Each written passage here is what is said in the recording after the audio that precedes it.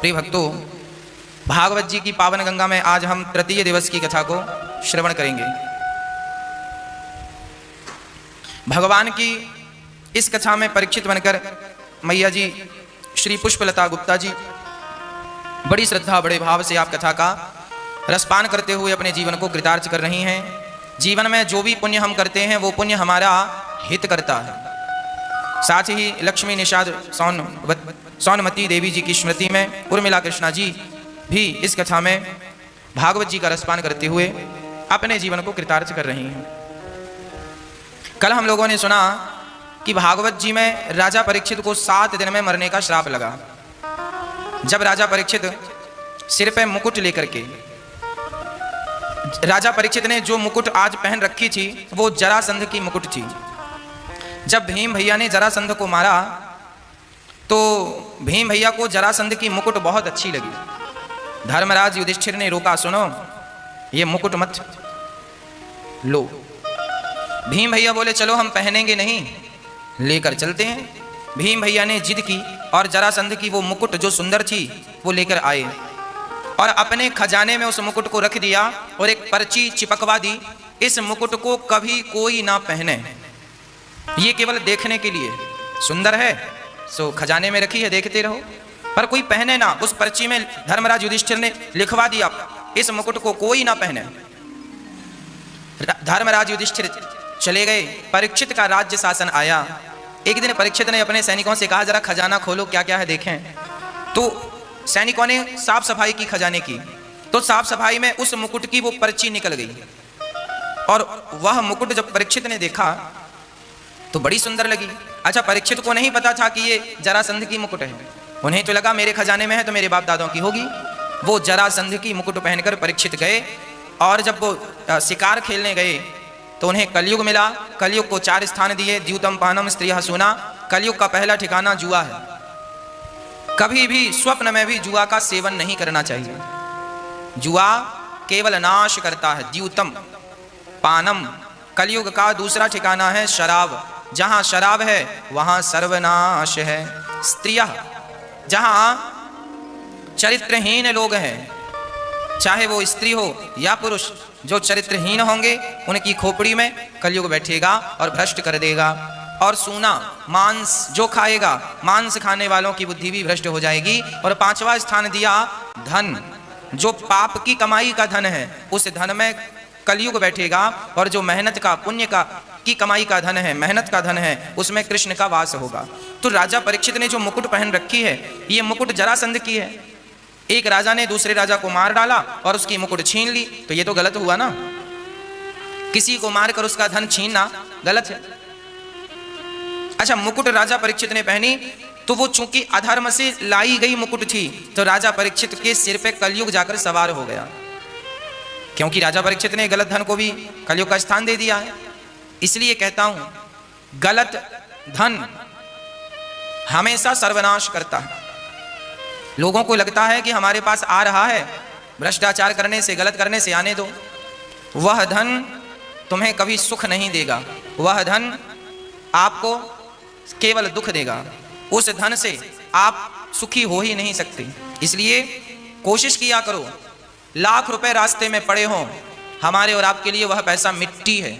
दूसरे की जेब में जो पैसा है वो हमारे लिए मिट्टी है। हमारी मेहनत, हमारी श्रद्धा से, हमारी मेहनत, हमारी ईमानदारी से हम जो कमा रहे हैं वो धन हमारा है। उस धन में हमारा अधिकार है, पर गलत प्रकार से कोई हमें दे उस पर हमारा कोई अधिकार नहीं।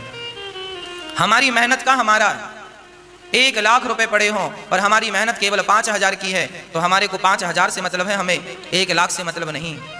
इस सिद्धांत को लेकर जब व्यक्ति चलता है तो इस आपाधापी की जिंदगी में बहुत सुखी रहता है, प्रसन्न रहता है। आज व्यक्ति अधिक लालच के कारण गलत काम करने लगता है और वही गलत काम उसके दुख का कारण बन जाते हैं और जीवन भर चिल्लाता है बड़े दुखी हैं, बड़े दुखी हैं, बड़े दुखी हैं। गलत काम करने छोड़ दो, दुख अपने आप मिट जाएंगे। गलत ढंग से पैसा कमाना छोड़ दो, अपने आप आपके दुख मिट जाएंगे। सुखदेव भगवान, राजा परीक्षित ने गलत मुकुट पहनी, कलयुग बैठा और कलयुग खोपड़ी पर बैठा, देखो बुद्धि भ्रष्ट कर दिया। जिन संतों का वो सदा सम्मान करते थे उन्हीं संतों का अपमान करने लग गए। जिनका वो सम्मान करते थे उनका वो अपमान करने लग गए। और जब अपमान हुआ तो परिणाम जानते हो क्या हुआ? संत ने श्राप दे दिया, इति लंघित मर्यादम तक्षकः सप्तमे हनि। जाओ, आज से 7वें दिन तक्षक तुम्हें डसेगा और तुम्हारी मृत्यु हो जाएगी। आज से 7वें दिन तक्षक के डसने से मृत्यु होगी। राजा परीक्षित को पता चला मुझे 7 दिन बाद मरना है। अच्छा, जिस व्यक्ति को पता चल जाए मुझे मरना है, क्या करना चाहिए उसे? देखो, हम सभी को पता है कि हमें एक दिन मरना है, इसलिए हमें केवल भगवान का चिंतन बड़े प्रेम से करना चाहिए। केवल भगवत चिंतन, केवल भगवत चिंतन। वरीयाने सिते प्रश्न क्रतो लोके हितं नृप आत्मवित् सम्मतः पुंसां श्रोतव्यादिषु यः परः।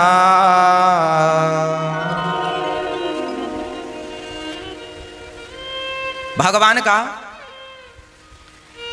चिंतन हर श्वास में हो, हर श्वास में हो सुमिरन तेरा,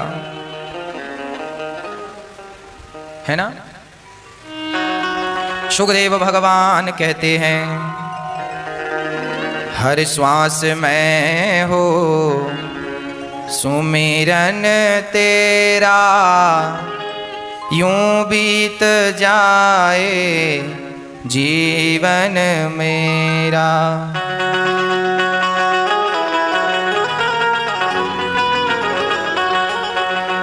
हाँ, हर श्वास में हो सुमिरन तेरा,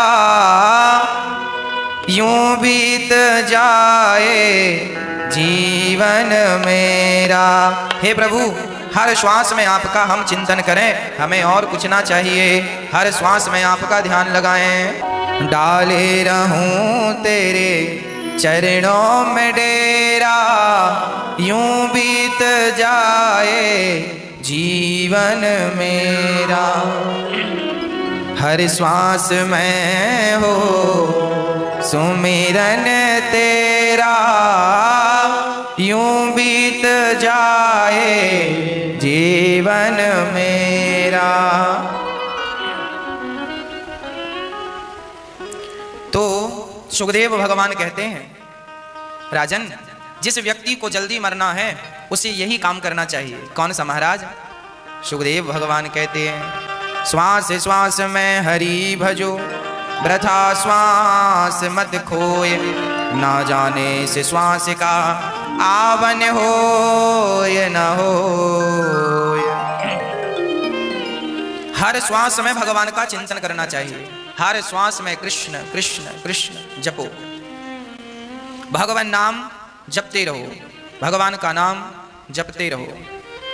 पता नहीं कौन सी श्वास जिंदगानी की आखिरी श्वास हो, इसलिए श्वास श्वास में हरि भजो, वृथा श्वास मत खोय, ना जाने से श्वास का आवन हो या न हो।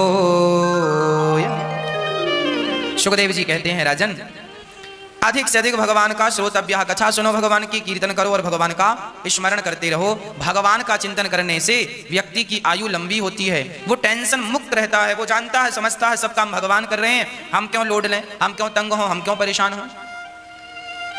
ज्यादा संग्रह परिग्रह में भी नहीं उलझना चाहिए। सुखदेव भगवान कहते हैं राजन, सदा भगवान का चिंतन करते रहना चाहिए, हर हाल में भगवान को याद करना चाहिए, सुख रहे दुख रहे। एक संत जी की कथा हमें स्मरण आ गई। एक परम भक्त का नाम था श्री जयदेव। संत जयदेव जी भगवान के लिए गीत गोविंद लिखते हैं। गीत गोविंद सुंदर सा 8 श्लोक लिखते हैं। गीत गोविंद की अद्भुत महिमा है।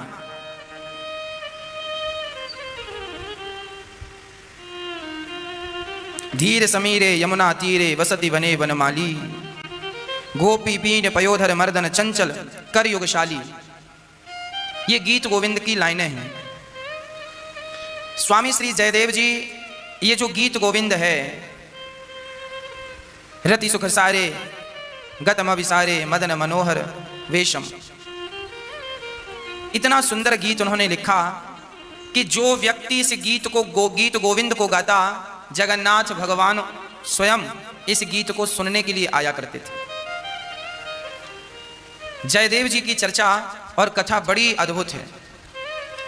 देखिए हमारे भक्त भगवान के कैसे कैसे हुए हैं और भक्तों पे भगवान का समर्पण कैसा है और भक्त का भगवान पे समर्पण कैसा है, इसकी एक दिव्य चर्चा हम आपको सुनाते हैं। स्वामी श्री जयदेव जी महाराज जगन्नाथ भगवान के बहुत बड़े भक्त थे। बंगाल में इनका जन्म हुआ। बंगाल से चल करके जगन्नाथपुरी पहुंचे और भगवान श्री जगन्नाथ जी का बहुत श्रद्धा से भजन किया करते थे। पास के ही एक जंगल में आप बड़े प्रेम से जगन्नाथ भगवान का भजन करते थे। एक दिन जगन्नाथ भगवान के मंदिर में एक पंडित जी आए। उन्होंने कहा, हे जगन्नाथ जी, हमारी कोई संतान नहीं है, यदि संतान हुई तो पहली संतान हम आपको भेंट कर देंगे। संयोगवश जगन्नाथ भगवान की कृपा से पंडित जी के घर समय पर एक बेटी का जन्म हुआ। बेटी के बाद फिर बेटा भी हुआ। जब बेटी विवाह के योग्य हो गई तो पंडित जी ने जगन्नाथ भगवान के चरणों में लाकर अपनी बेटी को रख दिया। प्रभु, मैंने कहा था पहला बच्चा आपका, ये रही आपकी पहली बेटी आपके चरणों में, आप जानो आपका काम। पिताजी जानने लगे। तब जगन्नाथ भगवान ने पंडित जी के स्वप्न में कहा, जाओ इस बेटी को जयदेव जी को देकर आओ। पंडित जी ने बेटी का नाम था पद्मावती। पद्मावती को लेकर के जयदेव जी जंगल में बैठे थे, उनके पास ले जाकर अपनी बेटी दे दी। महाराज, जगन्नाथ भगवान ने कहा है कि इस बेटी से आप विवाह कर लो। जगन्नाथ जी ने सुना, हे भगवान, जयदेव जी ने कहा, हे भगवान, हम तो बाबा जी हैं, भगवान का चिंतन कर रहे हैं और आप हमें गृहस्थी में उलझाना चाहते हैं। हमें ये गृहस्थी का चक्र नहीं चलाना, आप अपनी बेटी को लो और जाओ। पंडित जी बोले, भगवान जगन्नाथ जी का आदेश है। अब जयदेव जी संकट में पड़ गए। जगन्नाथ जी का आदेश है, अब पालन करें तो गृहस्थी और गृहस्थ आदमी फिर। और जयदेव जी ऐसे थे कि एक वृक्ष के नीचे रात गुजार लेते थे तो उस वृक्ष के नीचे दूसरी रात कभी नहीं गुजारते थे। अर्थात चलते फिरते संत थे। संत सुखी विचरंत मही, संत वही है जो विचरण करता हो। स्थिर होने से गंगा का पानी भी ठहर जाए तो गंदा हो जाता है और बहाव में बहता रहे तो शुद्ध रहता है। बहने वाला व्यक्ति शुद्ध होता है, ठहरने वाला व्यक्ति शुद्ध नहीं होता। इसलिए पुराने संत आपने देखा होगा चलते ही रहा करते थे, आज यहाँ कल वहाँ, आज यहाँ। संत सुखी विचरंत मही, मही अर्थात पृथ्वी, पृथ्वी में विचरण करने वाले संत बहुत सुखी हैं। जयदेव जी भी विचरण करते थे। अचानक शादी का प्रस्ताव आया, भगवान की कृपा हुई। अब ठुकराएं कैसे? चलो, जो भगवान की इच्छा, उन्होंने विवाह कर लिया। जब विवाह किया तो जो पद्मावती थी वो भी परम भक्त थी, भगवान की ही तो प्रदान की हुई पुत्री थी ना, बहुत प्रेम करती थी भगवान से, बड़ी सती सावित्री की तरह पतिव्रता नारी। दोनों का विवाह संपन्न हुआ। अब संत जी संत वेश से गृहस्थ में प्रवेश कर गए। स्वामी श्री जयदेव जी बड़े प्रेम से अपने जीवन का निर्वहन करने लगे। जो हरि इच्छा से मिल जाए उसी को खाकर अपना जीवन यापन करने लगे। उन्होंने गीत गोविंद लिखा। यही गीत गोविंद उन्होंने लिखा। धीर समीरे यमुना तीरे वसति वने वनमाली, गोपी पीन पयोधर मर्दन चंचल करे योगशाली। नाम समेतम कृत संकेतम वादयते मृदु वेणुम, बहुमनुते तनुते तनुसं तपवन चलितमपि रेणुम। इस गीत गोविंद में श्री जयदेव जी अपना भाव प्रकट करते हैं। इसमें एक भाव है कि श्री जयदेव जी एक दिन अपनी पत्नी के साथ बैठे थे और वो ये गीत लिख रहे थे। तो इस गीत में एक भाव है कि श्याम सुंदर राधा रानी से कहते हैं, राधा तुम अपना चरण मेरे मस्तक पर रख दो। श्याम सुंदर कहते हैं, राधा रानी तुम अपना चरण मेरे मस्तक पर रख दो। तो जयदेव जी ये पद लिख ना पाए, ये पद इसलिए ना लिख पाए कि वो कह रहे हैं कि राधा रानी अपना चरण मेरे मस्तक पर रख दो। तो जयदेव जी को बड़ी लज्जा आई कि राधा रानी तो उनकी प्रेमी है और वो भला क्यों अपना चरण रखेंगे माथे पर। उनके भाव था कि राधा रानी, श्याम सुंदर कह रहे हैं कि आप इतनी प्रेमी हो कि आप अपना चरण मेरे मस्तक पर रख दोगी ना तो मेरे हृदय में भी तुम्हारे जैसा प्रेम जाग जाएगा। पर इस पद को जयदेव जी लिख ना पाए, कैसे लिखें। उसी समय जयदेव जी ने कहा, अभी तब तक पद्मावती ने कहा भोजन तैयार है, भोजन कर लो। जयदेव जी बोले मैं स्नान करके आता हूं। तो आप श्री स्नान करने गए, तब तक भगवान स्वयं जयदेव जी का रूप बनाकर आए और उन्होंने कहा, पद्मावती लाओ जरा हम पद पूरा कर दें। अरे पद्मावती ने कहा, आप तो स्नान करने गए थे, जल्दी आ गए। अरे मुझे पद याद आ गया। तो उन्होंने भगवान स्वयं गीत गोविंद का पद लिखते हैं और पूरा करके पद्मावती ने कहा कि अब भोजन कर लीजिए। तो पद्मावती जी ने भोजन कराया और भगवान से कहा, आप थोड़ा सा विश्राम कर लीजिए, मैं भी भोजन ग्रहण करती हूँ। पति को खिलाकर पद्मावती भोजन करने लगी। तब तक असली पति अर्थात जयदेव जी आए नहाकर आए। तो उन्होंने कहा, अरे देवी आज हमें खिलाए बिना आप भोजन करने लगी। पद्मावती जी ने कहा, आपने खा तो लिया, अब भी तो आपने अपना पद पूरा किया और आपने भोजन किया। मैंने पद लिखा, मैं तो अभी नहा कर आ रहा हूं। देखा तो वो पद सचमुच पूरा था और अब समझ गए कि देवी तुम धन्य हो, आज तुम्हें भगवान का दर्शन हुआ। तो पद्मावती जो थाली में भोजन कर रही थी, आज पद्मावती का जूठन जयदेव जी ने ग्रहण किया कि तुम मेरे से ज्यादा भाग्यशाली हो कि तुम्हें भगवान ने दर्शन देकर कृतार्थ कर दिया। आज जयदेव जी अपनी पत्नी का और सम्मान करने लग गए कि मेरी पत्नी सचमुच भगवान की इतनी प्रिय है कि भगवान ने इन्हें दर्शन देकर कृतार्थ किया। एक दिन की बात है, श्री जयदेव जी महाराज अपने किसी शिष्य के घर गए थे। शिष्य ने बुलाया और शिष्य से मिलकर जब जयदेव जी वापस आए तो परिणाम यह हुआ, शिष्य ने बहुत सारा धन दिया था। अब जयदेव जी धन लेकर आ रहे थे, रास्ते में चोर मिल गए, चार चोर मिले। तो चार चोरों ने कहा, बाबा जी पैसे दो। बाबा जी तो बड़े सरल थे, जयदेव जी ने कहा, भैया ये रहा धन, आप ले लो। चोरों को लगा कि इसने धन दे दिया है, कहीं राजा से बतलाकर हमारा काम तमाम ना करवा दे। एक चोर ने कहा, एक काम करो, इसे मार दो। जयदेव जी सुन रहे हैं, मार दो। एक चोर ने कहा, मारने से फायदा नहीं है, एक काम करो, इसके हाथ और पांव काट दो। चोरों ने सचमुच जयदेव जी के हाथ काट दिए दोनों और पांव काट दिए दोनों, और पास में एक कुआं था पुराना सा, उस कुएं में जयदेव जी को फेंक दिया। पर जयदेव जी धन्य हैं, भगवान के भक्त हैं। इतना कुछ होने पर भी वो प्रसन्न रहे और भगवान का निरंतर चिंतन करते रहे। और वो कहने लगे, अच्छा जगन्नाथ जी मैं आपका चिंतन करता हूं तो आपने मुझे भी अपने जैसी बना लिया। जयदेव जी सचमुच जगन्नाथ भगवान के ही अवतार थे, जगन्नाथ जैसे हो गए, जगन्नाथ भगवान जैसे। उसी समय वहां से लक्ष्मण सेन नाम का एक राजा निकलता है। उस राजा ने देखा कि इस कुएं से बड़ा प्रकाश आ रहा है। जाकर देखा तो स्वामी जयदेव जी पड़े थे। राजा ने निकलवाया और अपने राज्य में ले गया। महाराज बड़े तपस्वी हैं, उनके शरीर से प्रकाश निकल रहा है। राजा समझ गए कि ये कोई सामान्य नहीं, ये संत है। राजा ने कहा, महाराज आपकी ये हालत कैसे हो गई। तो जयदेव जी ने कहा, मैं तो सदा से ऐसा हूं। क्योंकि वो जगन्नाथ थे ना, तो वो कह दिए मैं सदा से ऐसा हूं, भगवान सदा से ऐसे हैं जगन्नाथ जी। अब राजा बड़ा सम्मान किया और राजा ने कहा, महाराज ये बताइए मैं क्या करूं कि मुझ पर भगवान की कृपा हो। जयदेव जी ने कहा, राजन तुम संतों की खूब सेवा करो, इससे भगवान की बहुत बड़ी कृपा होगी। जो व्यक्ति संतों को भोजन कराता है, संतों की सेवा करता है, ब्राह्मणों की सेवा करता है, भगवान उन पर बहुत प्रसन्न होते हैं। राजा ने खूब भंडारे खुलवाए और खूब बढ़िया चकाचक संतों की सेवा की। डिंडोरा पिटवाया, सभी संत आओ, सबको भरपूर दक्षिणा दी जाएगी। अच्छा वो चोर लोग जो थे ना, उन्होंने भी सुना कि राजा ने अपना भंडार खोला है, जो जाएगा दक्षिणा मिलेगी। तो चोरों ने बाबा जी का रूप बनाया, बढ़िया कपड़े पहने, तिलक विलक लगाया, कंठी और माला ली और राजा के द्वार पे आए। और जब राजा के द्वार पे आए तो चोरों की नजर पड़ी, जयदेव जी बैठे हैं। अब चोर दंग रह गए, अब पिटाई पड़ेगी। जयदेव जी ने देखा, अरे ये तो वही चोर हैं, बाबा बन के आए हैं।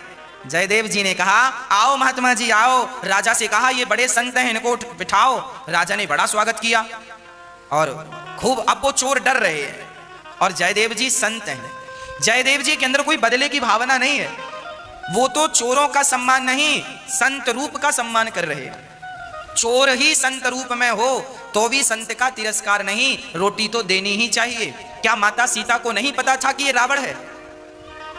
माता सीता सब जानती हैं, वो जगत जननी है, उनसे कुछ छिपा नहीं है। माता सीता जानती थी कि ये रावण है, परंतु संत रूप में है। सीता मां यदि आज उन्हें रावण कहता है मुझे भूख लगी है, भोजन दो, तो सीता मैया ने कहा, आओ अंदर आके ले लो, ना बाहर आओ। सीता ने कहा, लक्ष्मण रेखा पार, लक्ष्मण जी ने कहा था माता जी से पार ना करना। तब सीता जी ने मन में विचार किया कि ये साधु रूप में रावण है, ये तो अंदर आ नहीं सकता, और यदि मैं बाहर गई तो मुझ में संकट आ जाएगा। पर एक बात है, संकट आएगा तो संकट टल जाएगा, पर यदि मेरे द्वार से कोई संत भूखा चला गया तो मेरे माथे पे कलंक लग जाएगा कि सीता के द्वारे पे कोई साधु आया तो सीता ने पेट भर भोजन तक नहीं दिया। अरे संकट आएगा तो टल जाएगा, पर अतिथि भूखा चला जाए ये मैं सहन नहीं कर सकती। तो माता सीता ने उस रूप, संत स्वरूप का सम्मान करते हुए सीता माता ने फल उन्हें दिए और अंत में रावण ने हरण कर लिया। स्वामी श्री जयदेव जी महाराज उन चोरों का बड़ा सम्मान करा। राजा से कहते हैं इनको बढ़िया व्यवस्था करो ठहरने की। अब राजा ने ठहरने की, खाने की और सोना चांदी लाद दिया। अब चोर बार बार राजा से कह रहे हैं, राजा जी हमें आज्ञा दो।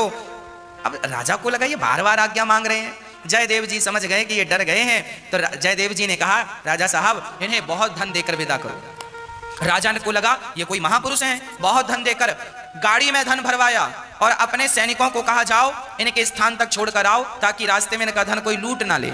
अब वो चारों चोर वहां से प्राण बचाकर भागे और उनके साथ सैनिक थे, तो एक जगह रुके सब लोग।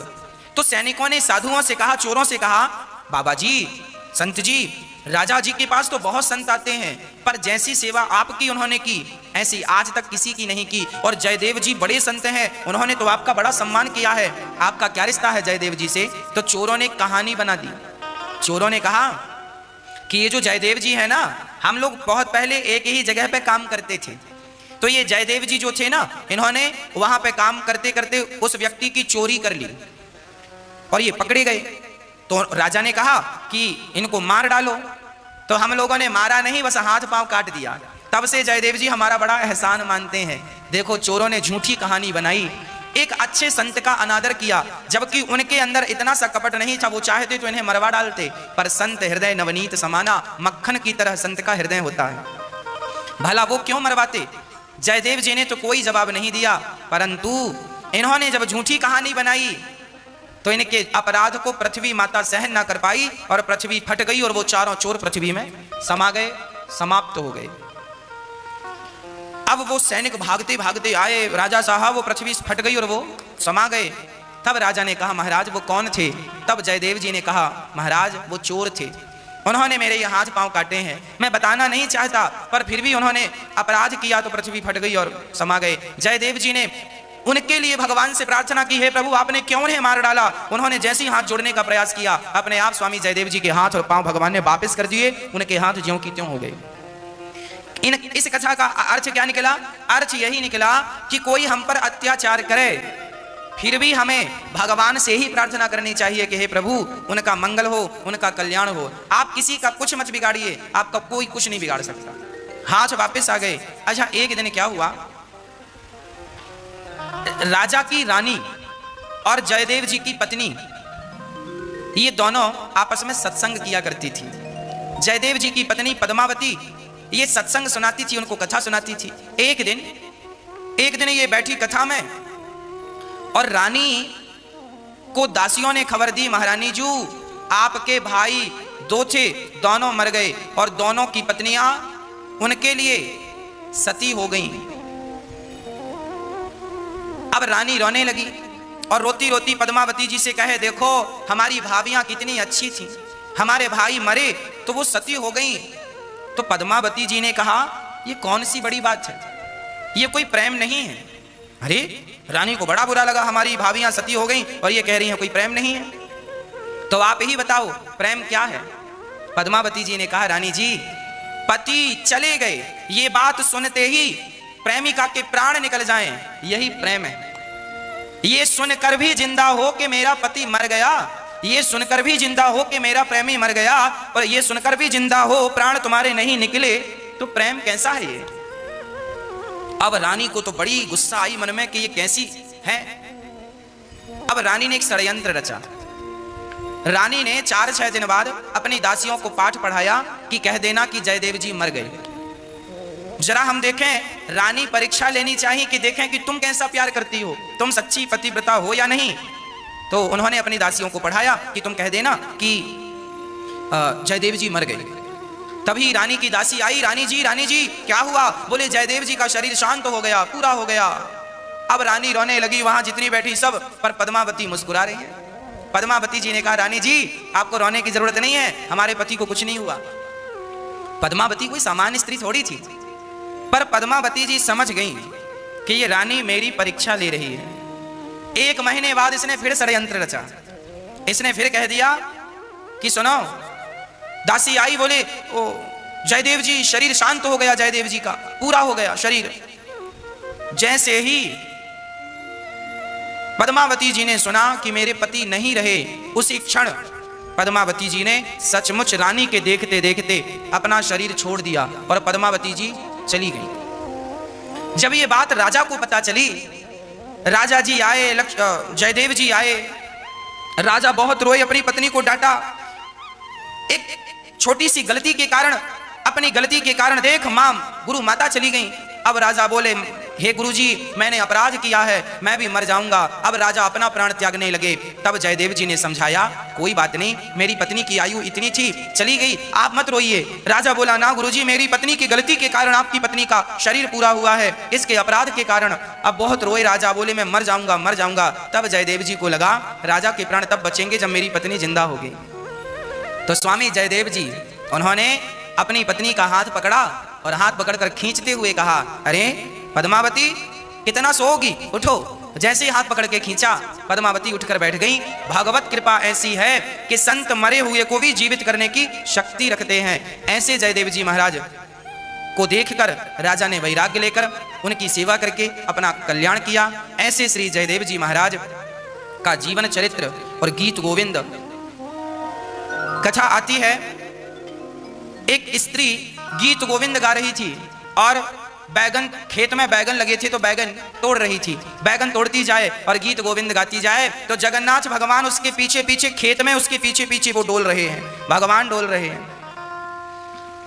और झाड़ियों में भगवान का दुपट्टा फंस गया तो खींचा तो फट गया। और जगन्नाथ भगवान जब गीत गोविंद पूरा हुआ तो जगन्नाथ जी मंदिर में आ गए। पुजारियों ने देखा, उसी समय वहां के राजा आए। राजा ने देखा भगवान का दुपट्टा फटा है और पुजारियों से पूछा, भगवान का दुपट्टा क्यों फटा है। पुजारियों ने कहा, पता नहीं भगवान कहाँ गए थे। तो पुजारियों ने भगवान से कहा, प्रभु आप कहाँ गए थे। तो भगवान ने कहा, मेरी एक भक्त है, वो गीत गोविंद गाती है, मैं उसके पीछे पीछे गीत गोविंद सुनने जाता हूँ। राजा ने उस लड़की को साथ सम्मान बुलवाया और गीत गोविंद भगवान को जब वो सुनाई, भगवान अब मंदिर में बैठ के गीत गोविंद सुना करते हैं। जयदेव जी का रचित गीत गोविंद इतना प्रसिद्ध है कि इंसान मनुष्य नहीं, देव गंधर्व लोग भी इस गीत को गाते हैं। ऐसा ये अद्भुत गीत गोविंद गीत है। धीरे समीरे यमुना तीरे बसति वने वनमाली, गोपी पीन पयोधर मर्दन चंचल करे योगशाली।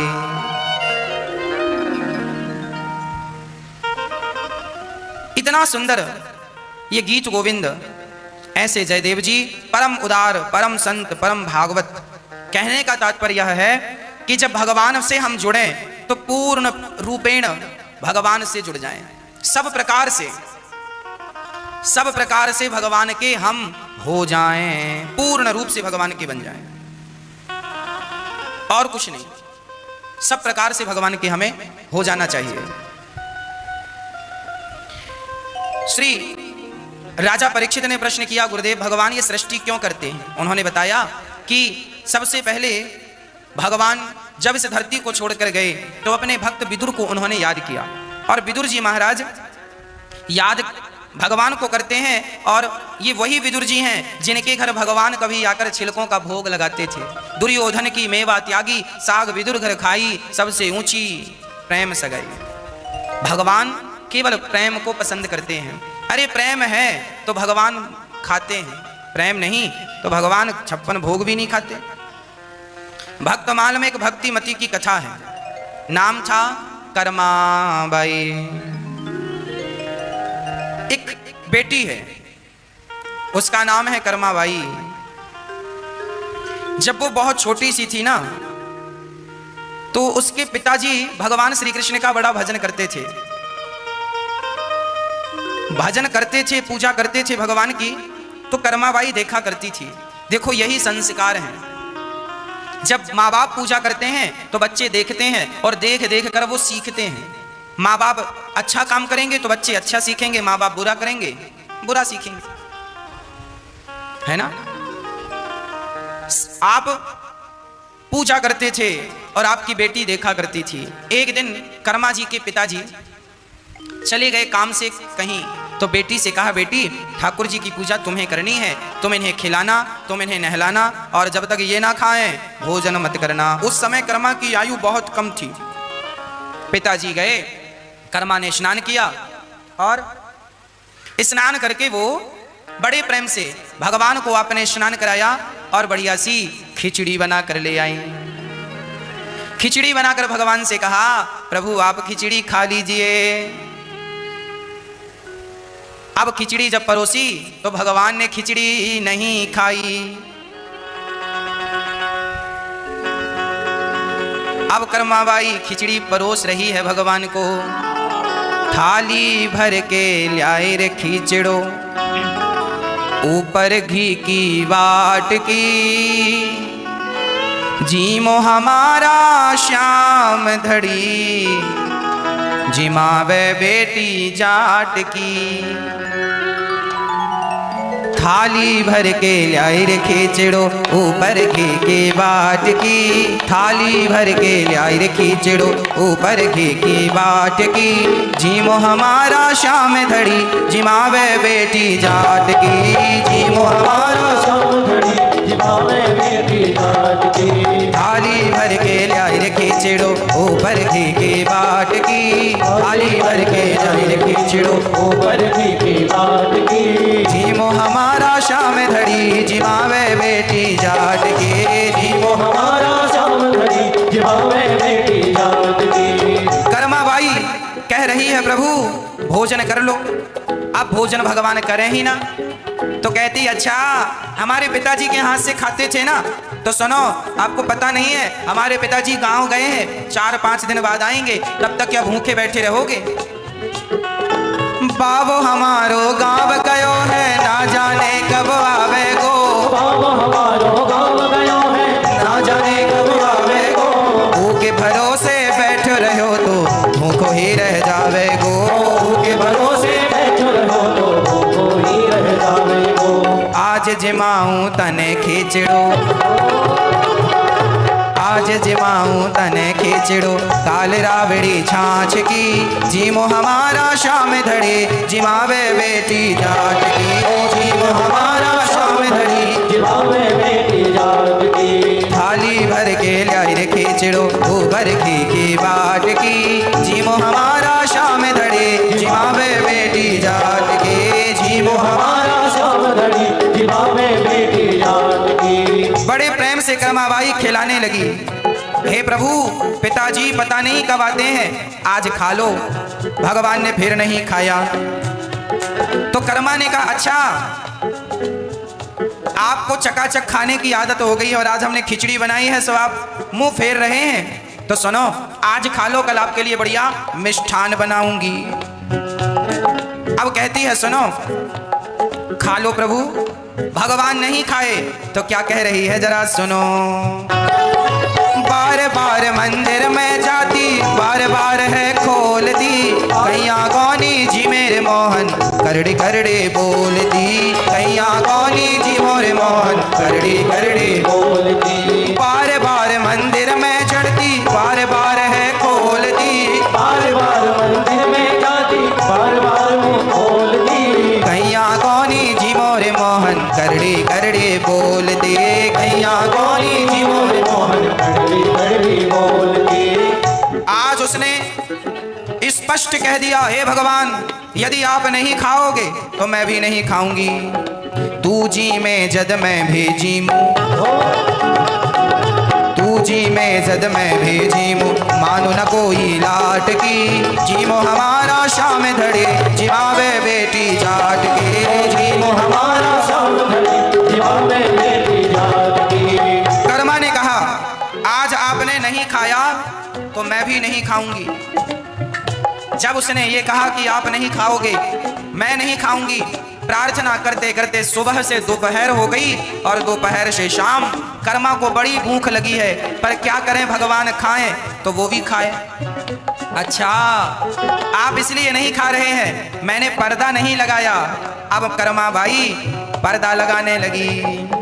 पढ़ दो भूल गई सांवरियो, पढ़ दो फेर लगायो जी, पढ़ दो भूल गई सांवरियो, पढ़ दो फेर लगायो जी, धावलियों की ओट बैठ के शाम खिचड़ो खायो जी, धावलियों की ओट बैठ के खिचड़ो खायो जी। जब पर्दा लगाया और कहा अब खाओ, जब भक्त की सरलता भगवान ने देखी तो भगवान पर्दे की ओट में बैठकर जल्दी से कर्मा का खिचड़ो खाने लग गए। पढ़ दो भूल गई सांवरियो, पढ़ दो फेर लगायो जी, पढ़ दो भूल गई सांवरियो, पढ़ दो फेर लगायो जी, धावलियों की ओट बैठ के शाम खिचड़ो खायो जी, धावलियों की ओट बैठ के शाम खिचड़ो खायो जी। भोला भाला भक्ता के मन,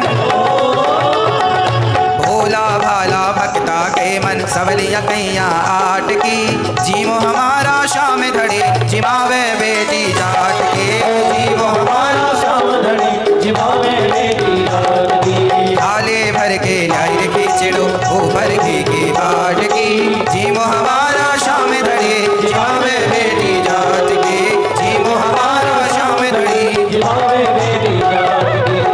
अब जब भगवान आए तो भगवान से अब उसकी दोस्ती हो गई, रोज बनाती है रोज खिलाती है। पिताजी आए तो पिताजी से कहा भगवान तो खाने लगे हैं, पिताजी को विश्वास नहीं हुआ, तब भगवान का दर्शन पिताजी को भी कराया। और वही कर्मा बाई, पहले इसका नाम कुछ और था, पर जब से ये जगन्नाथपुरी गई और वहां पे ये खिचड़ी बनाती और जगन्नाथ भगवान आते और द्वार पर खड़े होकर भगवान कहते जल्दी कर्मा, जल्दी कर्मा, तो नाम पड़ गया कर्मा। हाँ भक्ति हो तो कर्मा जैसी सांवरियो घर आवे गो, भक्ति हो तो कर्मा जैसी सांवरियो घर आवे गो, भक्ति हो तो कर्मा जैसी सांवरियो घर आवे गो, भक्ति हो तो कर्मा जैसी सांवरियो घर आवे गो, भक्ति भाव से पूर्ण होकर हरख हरख गुण गावे गो, भक्ति भाव से पूर्ण होकर हर्ष हर्ष गुण गावे गो। साचो प्रेम प्रभु से हो तो, साचो प्रेम प्रभु से हो तो मूरत बोले काठ की, जीमो हमारा शाम धड़े जिमावे बेटी जाट के, जीमो हमारा शाम धड़ी जिमावे बेटी जाट की। ओ जीमो हमारा शाम धड़े जिमावे बेटी जाट के, जीमो हमारा शाम धड़ी जिमावे बेटी जाट के, जीमो हमारा शाम धड़ी जिमावे बेटी जाट की, जीमो हमारा शाम धड़ी जिमावे बेटी जाट की। भक्ति हो तो कर्मा जैसी सांवरियो घर आवे गो, भक्ति भाव से पूर्ण होकर हरख हरख गुण गावे गो।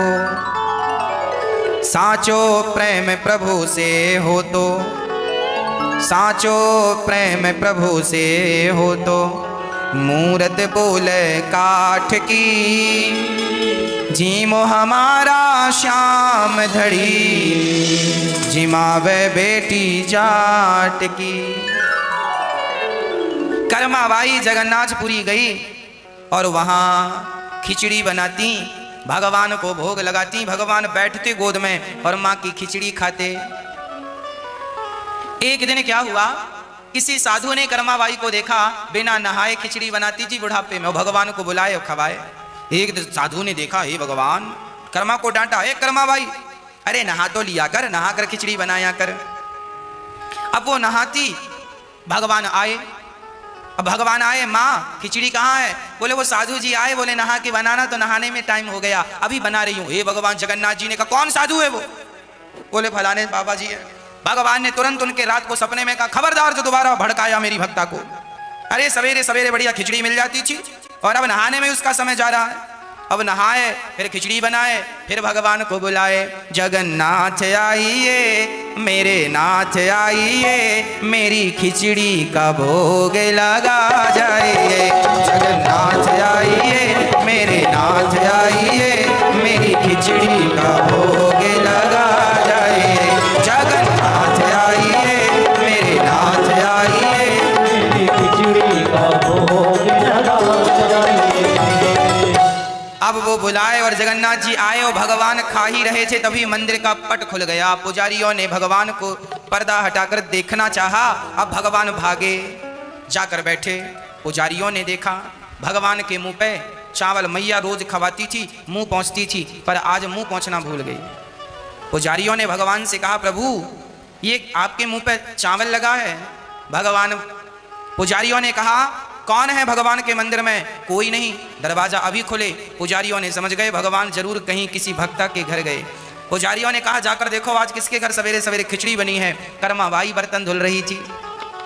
अब बर्तन धुल रही है। पुजारियों ने कहा क्यों आपने भगवान को खिचड़ी खिलाया? हाँ महाराज, हम रोज खिलाते हैं, वो रोज आते हैं। कर्माबाई को अब सब बड़े प्रेम से सम्मान देने लगे। सारे पुजारी भगवान की भक्ता मानकर कर्मा का सम्मान करने लगे। जब कर्माबाई का शरीर पूरा हुआ, कर्मा जब मरी, तो जगन्नाथ भगवान की आंखों में आंसू, भगवान रो रहे। पुजारियों ने भगवान से कहा प्रभु आप क्यों रो रहे हैं?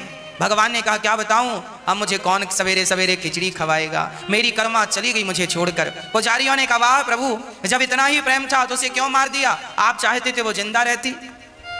जगन्नाथ भगवान ने कहा क्या बताऊं, उसका शरीर बूढ़ा हो गया था, अब उसे बड़ा कष्ट हो रहा था, और मैं अपने भक्त का कष्ट भला कैसे देखूं, तो मैंने उसे अपने धाम पहुंचा दिया है। पुजारियों ने कहा तो प्रभु फिर आप रोइए मत, हम कर्मा की तरह खिचड़ी तो नहीं बना सकते, पर आपको आज से रोज खिचड़ी खवाएंगे और उस खिचड़ी का नाम होगा कर्मा की खिचड़ी। आज भी जगन्नाथ भगवान को पहली खिचड़ी लगती है भोग में, और उसे कर्माबाई की खिचड़ी कहा जाता है।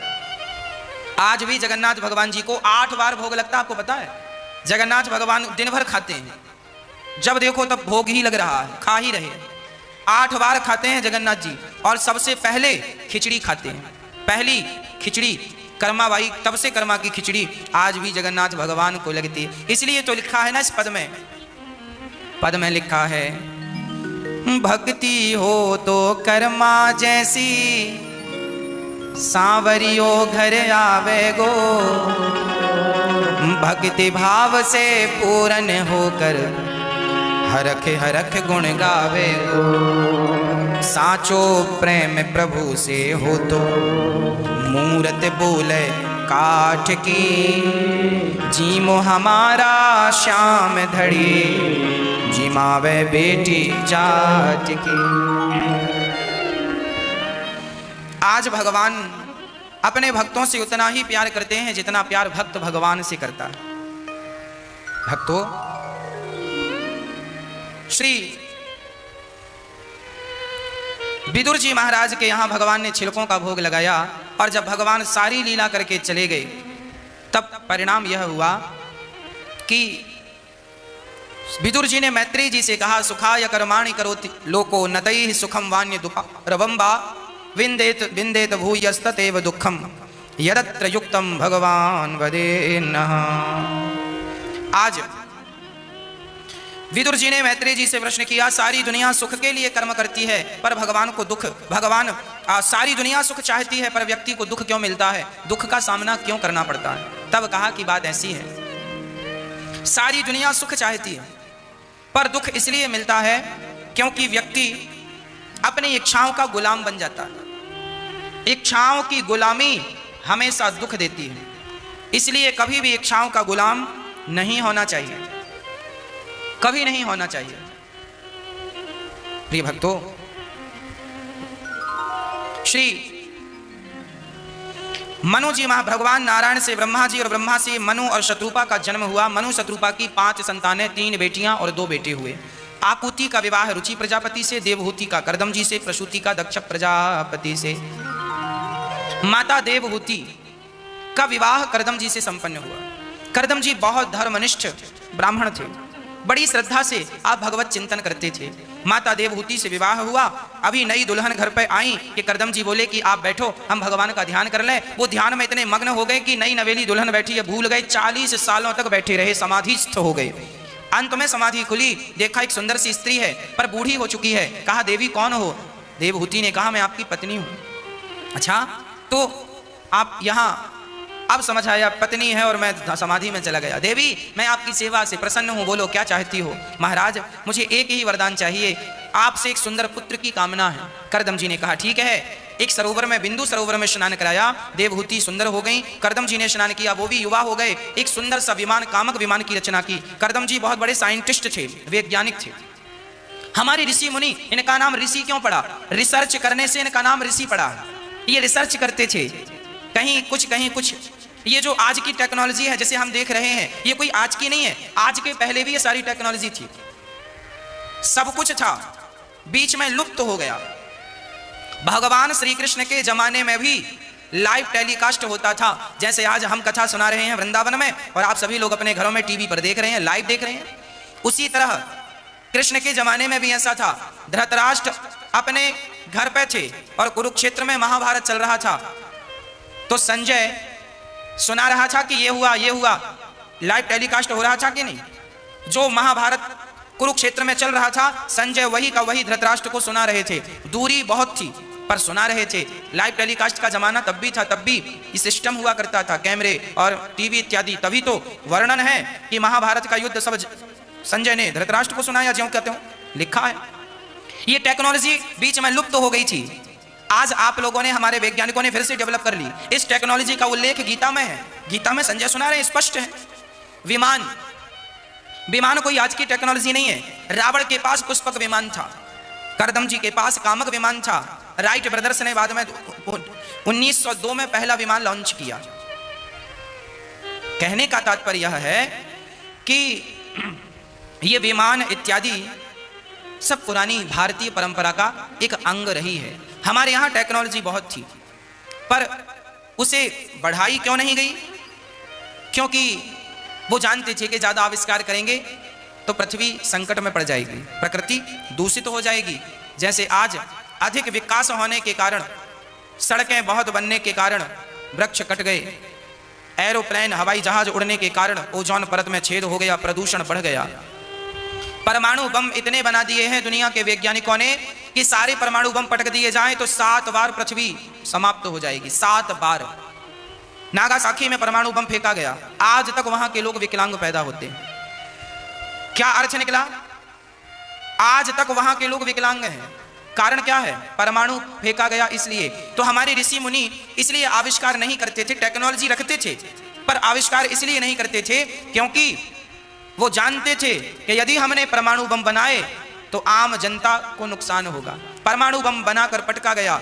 आज जो पैदा होते हैं बेचारे, इनकी क्या गलती है पर आज तक सजा मिल रही है, विकलांग पैदा हो रहे हैं। ऐसा विकास किस काम का जो विकास ही आपका विनाश कर दे? हाँ, विकास होना अच्छा है पर ऐसा विकास ना हो जिस विकास से विनाश हो जाए। तो ऋषि मुनि हमारे जो जरूरत थी उनको तो बढ़ाया, जिसकी जरूरत नहीं थी उसको नहीं बढ़ाया। आज जरूरत लगी तो साइंटिस्टों ने उन्हीं चीजों का आविष्कार किया जिनका उल्लेख ऑलरेडी हमारे शास्त्रों में पहले से है।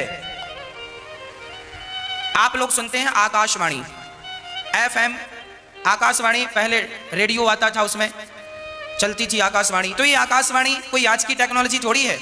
ऋषि मुनियों के जमाने में भी आपने ग्रंथों में सुना होगा आकाशवाणी हुई।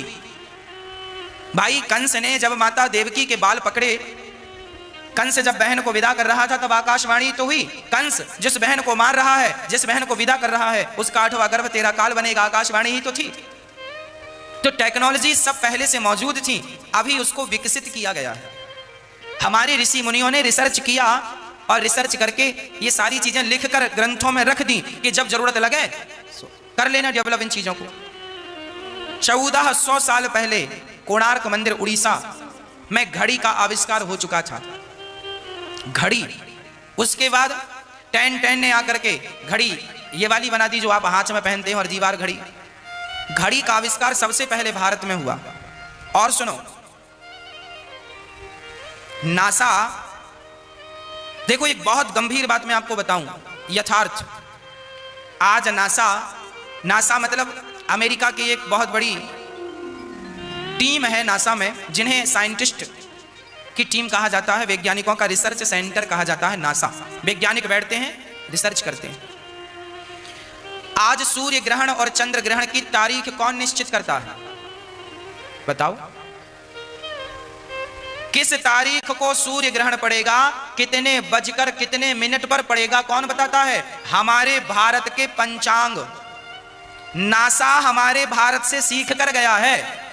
नासा को भी ये बात भारत के पंचांग, भारत के ज्योतिषी और भारत के पंडितों ने ये बात सिखाई है कि कैसे सही टाइम निकाला जाता है। जब नासा की भी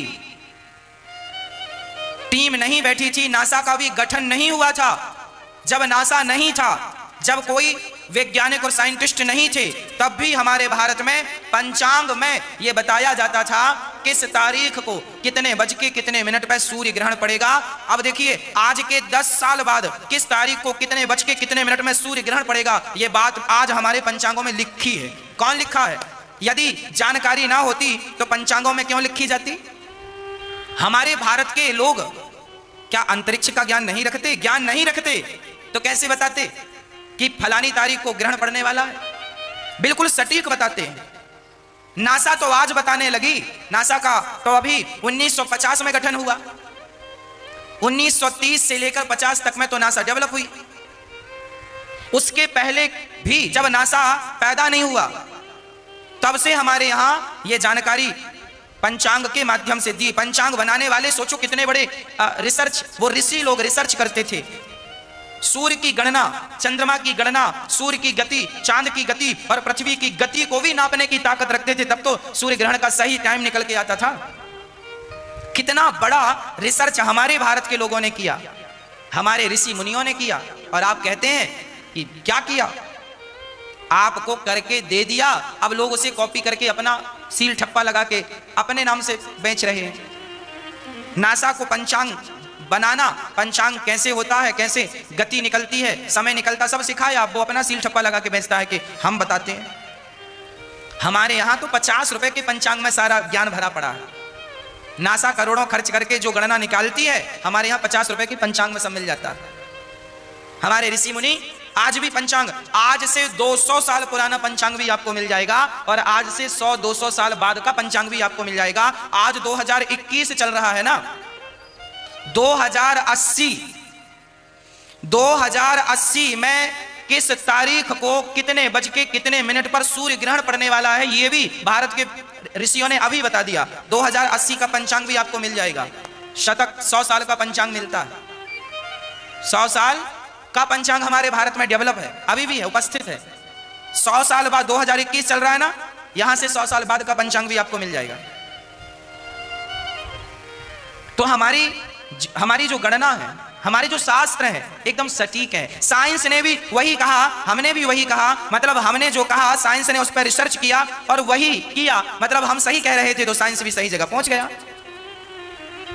यदि हम गलत होते, हमारी बात गलत होती, तो साइंस अलग कहता, हम अलग कहते। हम कहते कि 29 तारीख को सूर्य ग्रहण है, साइंस कहता 28 को है। पर जो हम कह देते हैं, अर्थात हमारा पंचांग कहता है, उसी तारीख को साइंस भी कहता है। मतलब साइंस करोड़ों रुपए खर्च करके जो कहता है, हम लोग 50 रुपए खर्च करते हैं तो हमें जानकारी हो जाती है।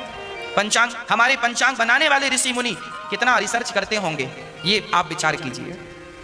तो टेक्नोलॉजी कोई आज की नहीं है, सारी चीजें प्राचीन है और ये सदा से है। बीच में कहीं लुप्त हो गई, फिर से आ गई, फिर लुप्त हो गई, फिर से आ गई। करदम जी अपनी पत्नी को विमान बनाते हैं पत्नी के लिए, और 9 बेटियों का करदम जी के द्वारा 9 बेटियों का प्राकट्य हुआ माता देवहूति के गर्भ से। पहली बेटी कला मरीचि से विवाह किया, अनुसुईया का अत्रि से, श्रद्धा कांगिरा से, हविर्भू का पुलस्त जी से, गति का पुलह से, क्रिया का विवाह क्रतु से, ख्याति का विवाह भृगु से और अरुंधति का विवाह वशिष्ठ जी से हुआ। ये विवाह संपन्न हुए। भगवान के 8 करदम जी की 9 बेटियों के विवाह संपन्न हुए। करदम जी बोले देवी बेटियों का विवाह हो गया, अब मुझे आज्ञा दो। करदम जी जाने लगे। कहा देवहूति ने हमें एक बेटा दे दो। करदम जी रुके और माता देवहूति के गर्भ से एक पुत्र हुआ, नाम रखा कपिल।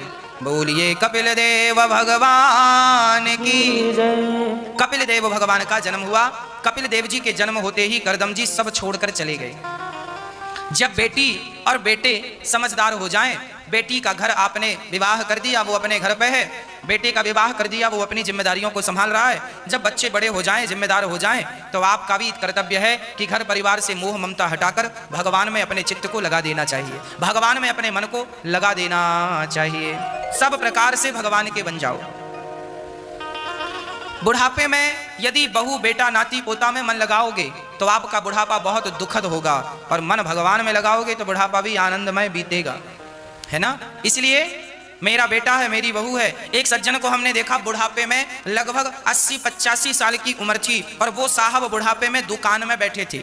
उनके बच्चे काम कर रहे थे दुकान में, मेडिकल था, मेडिकल में बेटा था, उनके कम से कम 10 तो नौकर थे, 10 कर्मचारी काम कर रहे थे, फिर भी बुढ़ापे में बूढ़े व्यक्ति दुकान पर ही बैठे, और वो बार बार नोटों की गड्डियां निकालें और बार बार गिने बुढ़ापे में। मैं देख रहा हूं, ये मेरी आंखों के सामने की घटना है।